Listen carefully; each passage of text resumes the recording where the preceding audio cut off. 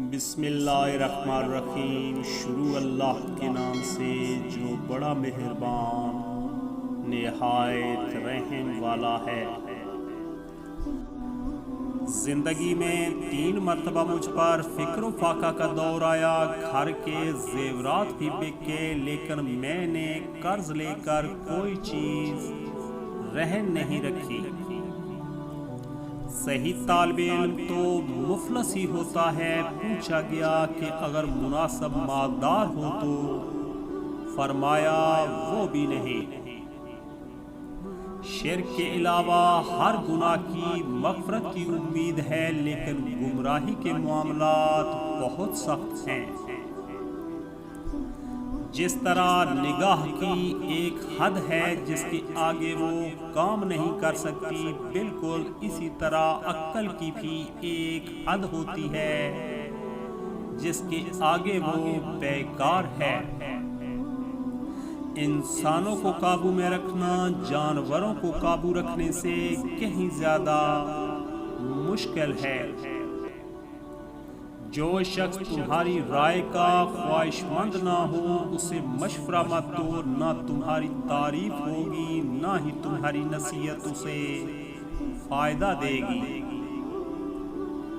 ایسے علاقے میں نہیں رہنا چاہیے جہاں دینی مسئلہ بتانے والا عالم اور جسم کا علاج کرنے والا طبیب موجود نہ ہو۔ تفریح میں باوقار رہنا بے وقوفی کی علامت ہے۔ مرد کے جسم کو 3 چیزیں طاقت دیتی ہیں: اول گوشت کھانا، دوم خوشبو سونگھنا، سوم غسل کرنا۔ اگر میں قوت حافظہ کی طرف توجہ کرتا جیسا کہ محدثین کرتے ہیں تو دنیا میں میرا کوئی مقابلہ نہ ہوتا۔ صاحب عقل و فہم کو ایک جگہ پہ رہنے میں راحت نہیں، اس لیے وطن چھوڑ اور سفر اختیار کر،